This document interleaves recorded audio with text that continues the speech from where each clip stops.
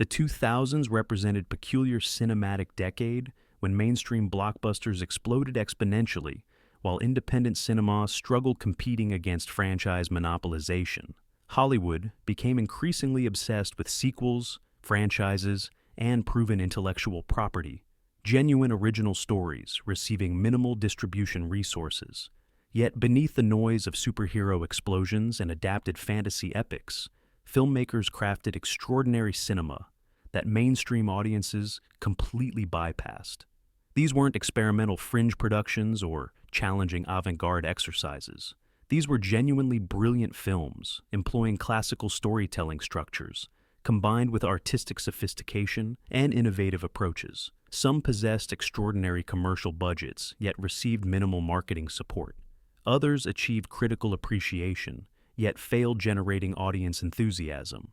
Many disappeared completely from theatrical exhibition within weeks, relegated immediately to home video distribution where audiences discovered them by accident.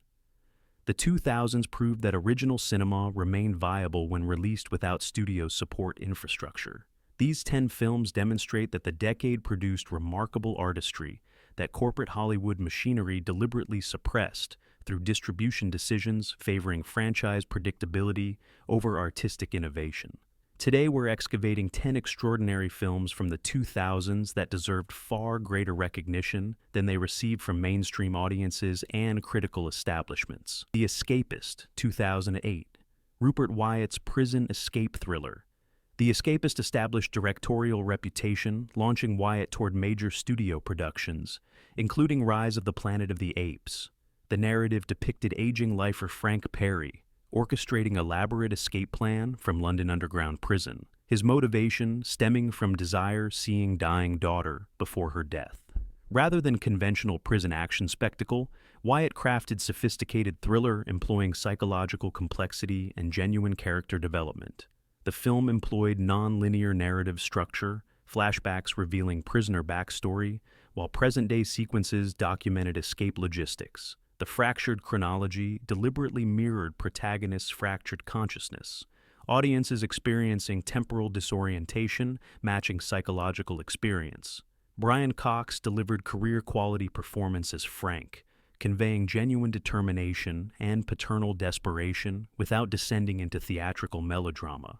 Cox suggested authentic middle-aged exhaustion, decades incarceration manifesting through physicality and vocal tone conveying acceptance regarding life sentence. What distinguished The Escapist involved commitment toward realistic escape planning, technical sequences emphasizing genuine engineering challenges rather than implausible action heroics. The film explored how escape required genuine intellectual sophistication, psychological manipulation, and careful planning, exceeding simple violence. Wyatt demonstrated understanding that genuine tension emerged from problems requiring solution, rather than obstacles conveniently placed. The supporting cast, including Damian Lewis, Joseph Fiennes, and Dominic Cooper, contributed memorable performances, suggesting ensemble quality compensating for modest budget constraints. What made The Escapist perpetually overlooked involved limited theatrical distribution, prioritizing franchise releases over original crime cinema. The film possessed commercial viability and critical merit, yet received minimal promotional support, preventing mainstream accessibility. Subsequent home video and streaming discovery enabled cult following development. Audiences appreciating sophisticated thriller rejected during theatrical exhibition. Mary and Max, 2008. Adam Elliott's Mary and Max represented rare animated feature, addressing genuine emotional devastation through sophisticated stop-motion artistry. The narrative depicted unlikely friendship between 8-year-old Australian girl, Mary, and 40-year-old New York man, Max, their connection existing entirely through postal correspondence spanning decades. Rather than conventional animated comedy, Elliott crafted meditation on loneliness, depression, and how genuine human connection emerged through authentic vulnerability. The stop-motion animation possessed distinctive aesthetic emphasizing plasticity and handmade quality, Elliott deliberately avoiding digital smoothness, suggesting authentic handcrafted artistry. Characters demonstrated visual distinctiveness, animation, style ensuring emotional authenticity, despite artificial construction methodology. What distinguished Mary and Max involved genuine philosophical depth, examining isolation and connection. The film suggesting that loneliness represented fundamental human condition, transcending circumstance. Both characters struggled with psychological depression, their friendship offering temporary solace rather than permanent resolution. The narrative refused treating depression as solvable problem, instead suggesting ongoing struggle represented authentic human experience requiring management rather than cure. Toni Collette and Philip Seymour Hoffman provided voice performances conveying genuine emotional weight, actors understanding that animation could accommodate sophisticated psychological exploration.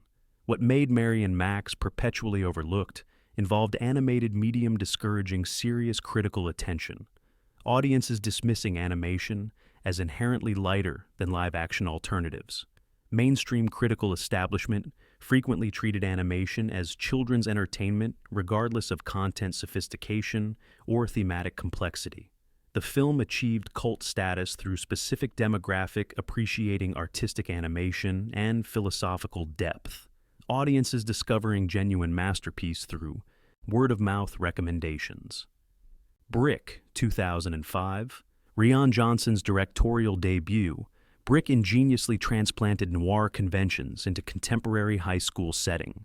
Protagonist, Brendan navigating criminal underworld, searching for missing girlfriend.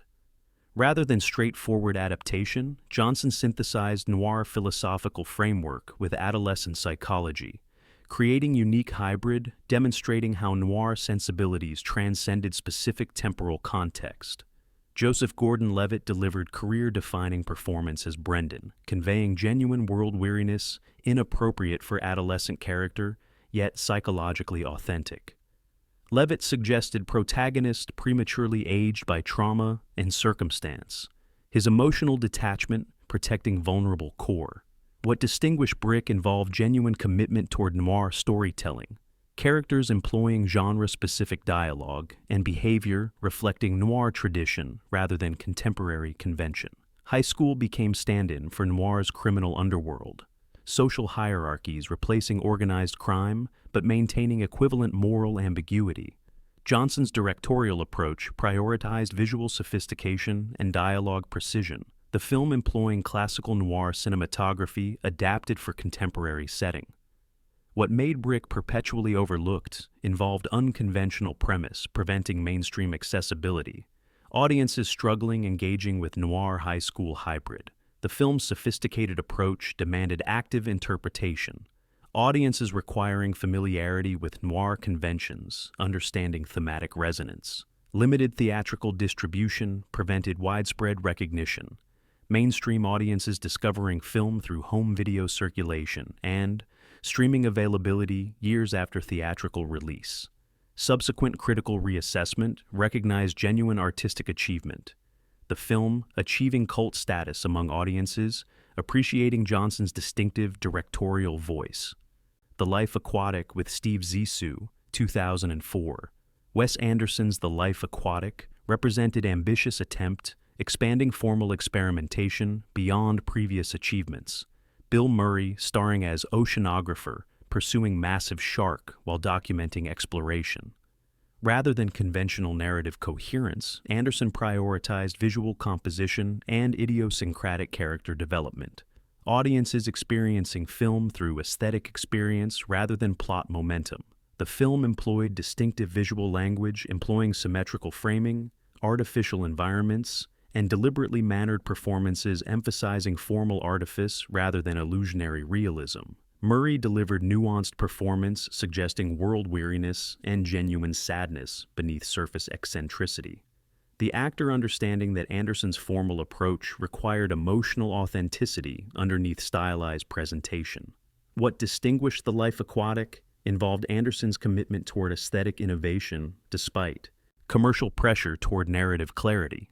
The film refused compromising formal experimentation, pursuing audience accessibility.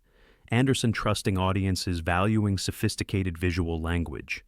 The supporting ensemble, including Owen Wilson, Cate Blanchett, Willem Dafoe, and Jeff Goldblum, contributed performances suggesting collaborative creation. where individual performers inhabited Anderson's distinctive universe. What made The Life Aquatic perpetually overlooked involved excessive stylization, preventing mainstream engagement, audiences struggling engaging with formal experimentation, instead preferring conventional narrative structures. The film arrived with extraordinary expectations following Royal Tenenbaum's critical success, audiences and critics anticipating conventional narrative succeeding previous achievement. Anderson's refusal replicating previous success frustrated audiences expecting formula repetition rather than artistic evolution. Subsequent appreciation recognized genuine ambition beneath surface eccentricity. Contemporary audiences discovering sophisticated achievement initially rejected upon release. Moon, 2009. Duncan Jones' Moon represented sophisticated science fiction, employing minimal narrative scope. Sam Rockwell starring as lunar technician, communicating exclusively through recorded conversations and artificial intelligence. Rather than conventional space opera spectacle, Jones crafted intimate psychological drama, examining solitude and consciousness. The film employed minimalist approach, extensive sequences featuring single performer, navigating confined environments while grappling with existential questions. Rockwell delivered exceptional performance, conveying genuine psychological deterioration through extended isolation, the actor demonstrating versatility through acting opposite himself. Jones employed practical effects emphasizing tangible environment rather than digital spectacle, the film building tension through design coherence and narrative precision rather than visual bombast. What distinguished Moon involved intellectual engagement regarding consciousness and personal identity. The narrative exploring philosophical territory, transcending conventional science fiction premises. The film suggested that consciousness possessed mystery science deliberately avoided addressing, that personal identity remained fundamentally unknowable. What made Moon perpetually overlooked involved unconventional narrative scope, preventing mainstream engagement, audiences expecting space action, receiving philosophical meditation instead. The film's deliberate pacing and minimal visual spectacle challenged audiences preferring conventional entertainment. Limited theatrical distribution prevented widespread recognition, mainstream audiences discovering sophisticated achievement through streaming and critical appreciation years after initial release. Subsequent critical recognition identified Moon as exceptional science fiction achievement deserving greater theatrical success. Igby Goes Down, 2002. Burr Steers' Igby Goes Down presented coming-of-age narrative employing sophisticated dialogue and character complexity, resembling J.D. Salinger's The Catcher in the Rye. Kieran Culkin starred as Igby Slocum, privileged teenager navigating dysfunctional family dynamics and upper-class social structures. Rather than conventional teen comedy, Steers crafted character study, exploring adolescent alienation and psychological complexity.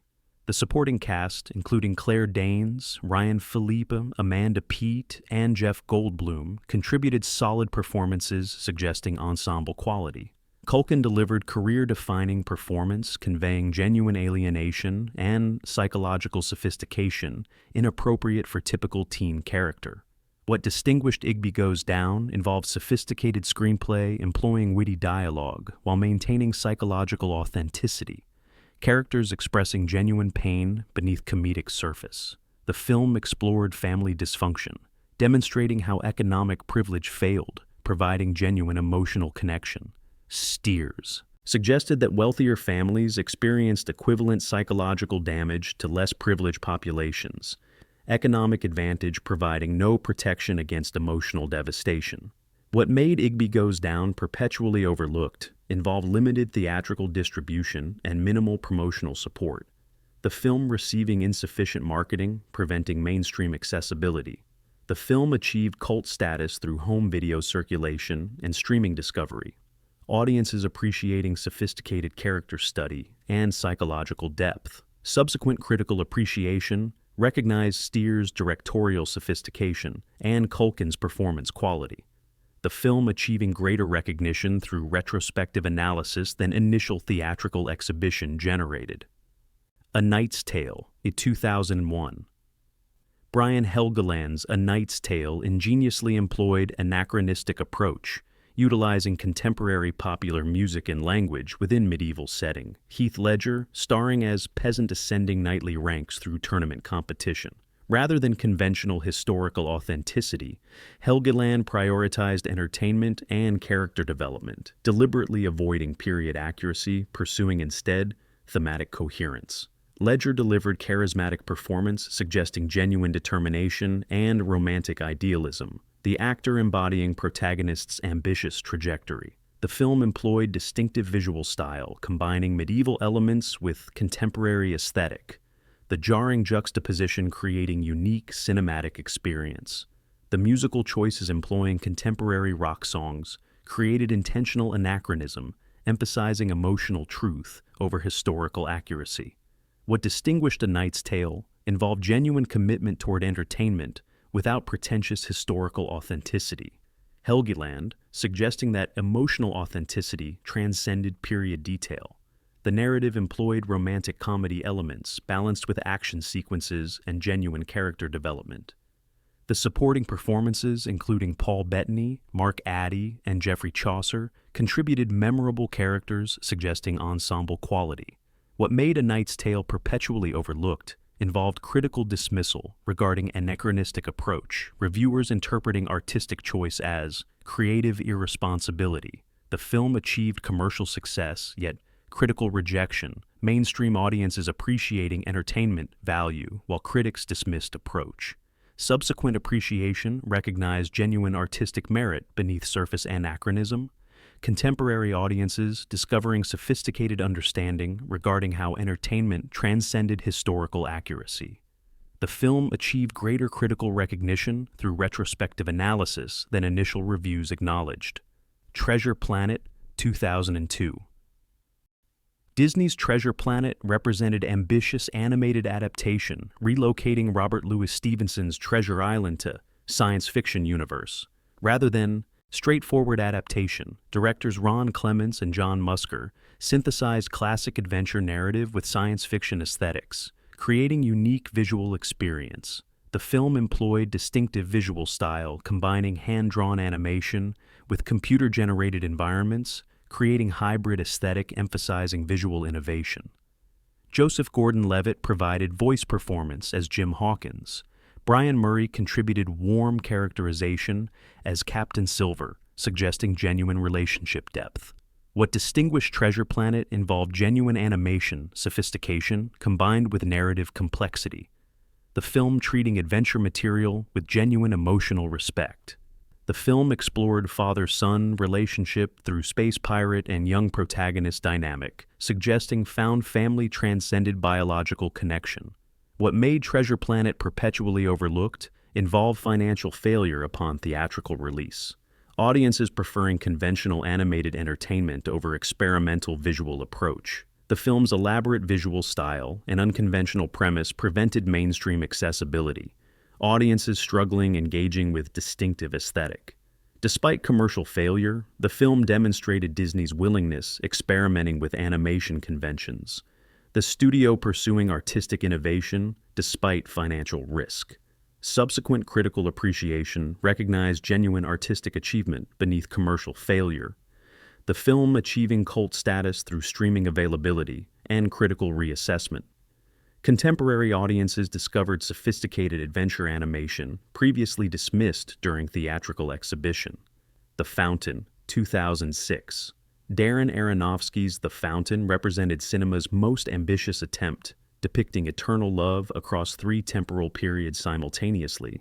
Hugh Jackman, starring in parallel narratives exploring relationships spanning centuries. Rather than conventional narrative structure, Aronofsky employed fragmented storytelling, demanding active interpretation, audiences constructing meaning through fractured imagery and repeated thematic elements. The film employed distinctive visual language combining practical effects with digital imagery. Aronofsky creating unprecedented visual experience, emphasizing emotional rather than logical coherence. What distinguished The Fountain involved genuine philosophical depth, examining love, mortality, and consciousness. The narrative exploring whether consciousness persisted beyond physical death. The film suggested that genuine love transcended temporal boundaries, individual identity possessing continuity across centuries, through spiritual connection rather than physical continuity. Jackman delivered career-defining performance through three distinct roles, the actor embodying emotional commitment underlying formal experimentation. What made The Fountain perpetually overlooked involved complete commercial failure and extensive critical rejection upon initial release, audiences and critics struggling engaging with unconventional narrative structure. The film's refusal conventional plot exposition frustrated audiences preferring straightforward storytelling, the demanding visual language requiring sophisticated interpretation. The film received mixed critical reviews with significant negative dismissal, mainstream publications criticizing Aronofsky's perceived pretentiousness. Yet, subsequent critical reassessment recognized genuine artistic achievement beneath surface experimentation. The film, achieving cult status among audiences, appreciating ambitious philosophical exploration. Contemporary audiences discovering The Fountain through streaming platforms recognized Aronofsky's unprecedented artistic vision, the film gaining greater appreciation decades after theatrical failure than initial release generated. The Fountain represents cinema's most courageous artistic failure, Aronofsky's commitment toward impossible ambition, generating profound artistic statement regardless of commercial viability. How many of these extraordinary 2000s films have you actually watched? And how many have completely disappeared from your cultural memory despite genuine brilliance? Which of these overlooked gems will become your next streaming selection, pulling you away from algorithmic recommendations towards cinema's buried treasures? Comment below, revealing which 2000s hidden gem you've experienced and which deserves immediate rediscovery. Better yet, tell me which genuinely brilliant 2000s film should have made this list. Which forgotten masterpiece you believe possessed equivalent artistic merit alongside these already exceptional entries. The 2000s witnessed cinema's corporate consolidation accelerating exponentially, franchise monopolization, crushing original storytelling, distribution opportunities. Yet this decade simultaneously produced remarkable artistic achievement, demonstrating that genuine creativity persisted despite systematic suppression. These 10 films represent cinema's stubborn refusal dying completely despite commercial pressures toward mediocrity. Sound off regarding your favorite overlooked 2000s cinema, because honestly, resurrecting these buried masterpieces proves far more valuable than repeatedly rewatching the same franchise properties dominating mainstream attention. The 2000s contain genuine brilliance that Hollywood machinery deliberately buried. These films demand resurrection through audience attention and appreciation.